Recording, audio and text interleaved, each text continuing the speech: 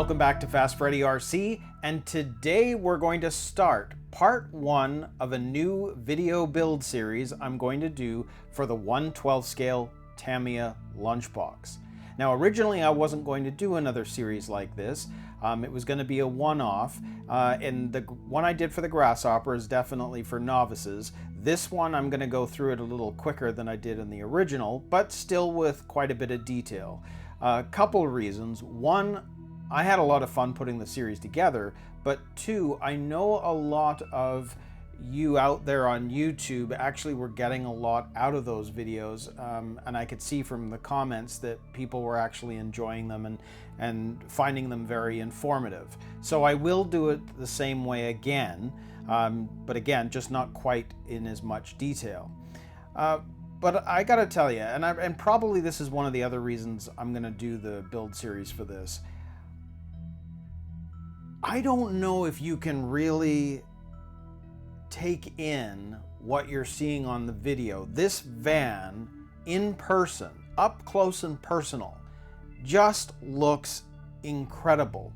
And I have to give a shout out to Glenn at Tamiya Legends, because when I knew that I was going to get a lunchbox, I was really concerned about the paint color. I knew I wanted it to be yellow, but I wasn't sure what color to paint it.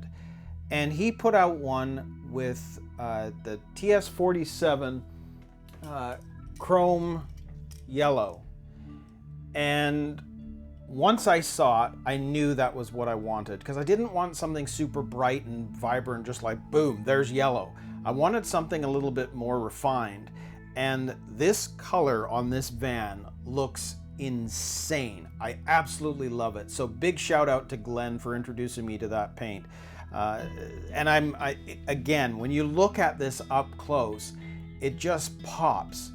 And you know, in the unboxing video that I did for this, I showed the RC Car magazine, the very first one. This is mine from back in 1988, and on the cover they were doing a review of the lunchbox when it first came out, and I just remember staring at this thing as a kid, just going, wow, this is going to be the car for me. And I never ended up getting it because I ended up with the Blackfoot. But to now have this sitting here, there's so much memories attached to this vehicle that I'm just so happy to have had the chance to build it and to pick it up. And I know a lot of the guys out there have multiple lunchboxes, and you know, they've built a stock one and they've built other versions of it. And you know, I think I'm gonna have to do the same. There's just something about this van. Yeah, I just loved every minute of the build. So again, that's probably why I'm gonna do another build series for this. One little thing that I'm gonna tell you that I just kind of blew my mind, just because I was doing the build series on the Grasshopper, the gearbox on this thing is identical to the gearbox on the Grasshopper. Obviously this has the 540 motor and the other has the 380, but it is the same gearbox, so it was interesting to build that. And you know, there's a few other details that I found all the way through this, but I think I'll just leave it for the video. So I think we should just get started. I won't ramble on too much. Just know that for all you lunchbox fans out there, I'm definitely going to be as detailed as I can. Just I will go a little quicker than with the Grasshopper build. But yeah, let's start, because this has been so much fun to build. And I mean, this van, and as you know, for Tamiya fans out there, we know that there is only one vehicle that Tamiya ever built with a van shell, and this van shell, I love it. I love it. I'm sorry, I'm rambling a bit, so let's just get to it, and hopefully you'll get a lot out of this as well. And please like, subscribe, there's more content coming, so let's just get to it. Okay, so I've pulled out the manual. We're all set and ready to go. So let's take a look at what we need to do. There's all the just some beginning instructions. But it looks like with the lunchbox, they want you to check the RC equipment first. because as you can see when we move into step 2, we're actually working on the servo immediately. So we need to make sure that the servo is centered correctly. So we need to turn everything on, and then in step 4, we're going to actually install that servo. So I'm going to go ahead and charge everything and get it, just make sure that the servo is correct. And then we're going to get on to step 2 and work with the servo right away. Okay, so for step 2, those are the pieces right there that we're going to need to attach to the servo and the servo saver that we're going to be using to attach to the servo. I'm using a Futaba S3003 servo for the steering for this. And here are all of the parts we're going to need for step 2. So just need to attach the servo parts to the servo savers, and then we'll attach the servo to those black pieces that are going to attach to the chassis, and that will be step 2. So when attaching the servo, you're going to notice that it says here, match part with servo, and you have the 3 choices, and we pulled that out originally in the bag. Now, this here is the original screw that came out of the servo itself, and the one that I find that matches the best is the BC3, because it's about the same size. So I'm going to use the BC3 for this as a match for the Futaba servo. So we'll go ahead and do that. I'll attach that, and I'll attach the 2 black pieces, and we'll move on to step 3. So there we have it. There is the servo, and the black pieces are in because the bottom there, where you can see where the holes are, those are what will be used to attach the servo to the chassis. So that part is done, and we can move on to step 3. So moving to step 3, we're moving to attaching the body mounts to the chassis. So here they are. They're actually done in chrome, and then we need 4 of the BB1 screws. So I'll just attach those to the chassis. So there we go. There's step 3. And I can see why it's separate, because with all the chrome on the lunchbox, those pieces should be chrome just so that you don't see anything else on the outside other than the color of the van. So that's cool. So that part is done. So now we'll move on to step 4, which is attaching the steering servo. So for step 4, I've pulled together the screws and the washers, just need 2. And you can see that this is going to go inside of the lunchbox chassis.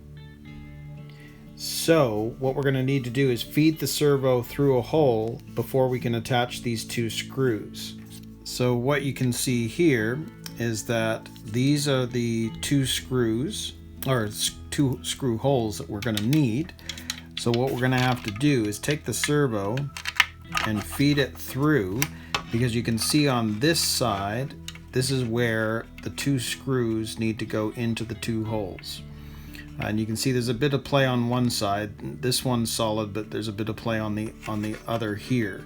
So I'll go ahead and screw that in, and then we'll have the servo ready to go. So there we have the servo in. So I just screwed those 2 tapping screws into those black pieces that we were working on earlier.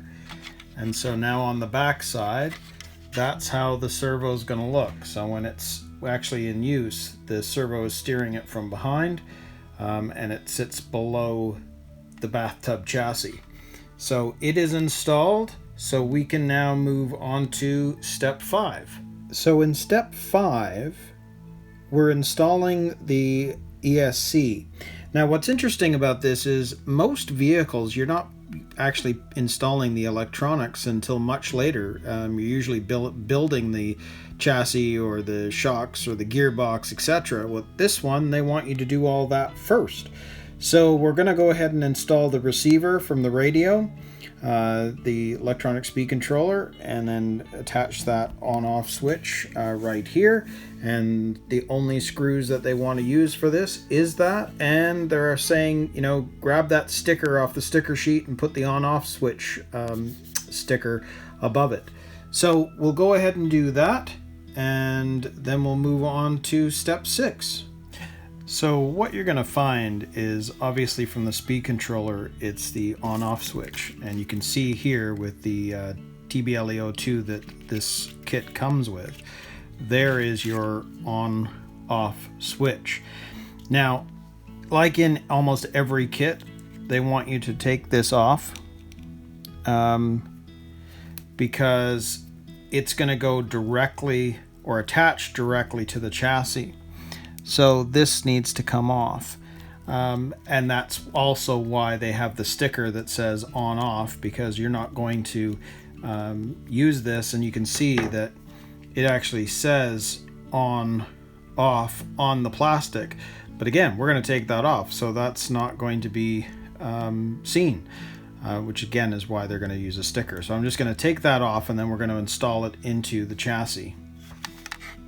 Okay, so I've got the on-off switch installed now, and you can see it's down there, and the wire is coming out of here and coming out of the speed controller.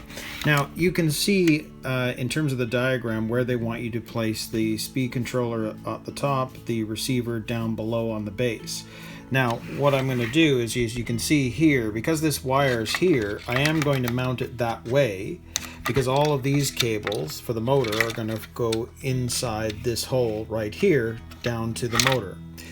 And then of course the receiver, because the aerial comes out of here and the aerial on the receiver is there, that one is going to get mounted here on the bottom, and then I'll feed the aerial in through here and then up. So based on the diagram in terms of how they're showing the receiver and speed controller going in, I agree with the placement. So I'm just going to go ahead and put those two in, and then we can move on to the next step. Okay, so now they are firmly attached. So there's your, based on the diagram for placement, there we go. We've got the receiver down below and the speed controller up above. And you can see I've fed the cable, the antenna through and under, and then it comes out here. It's quite short. And then for the motor itself, there's actually 3 motor wires, as you can see here.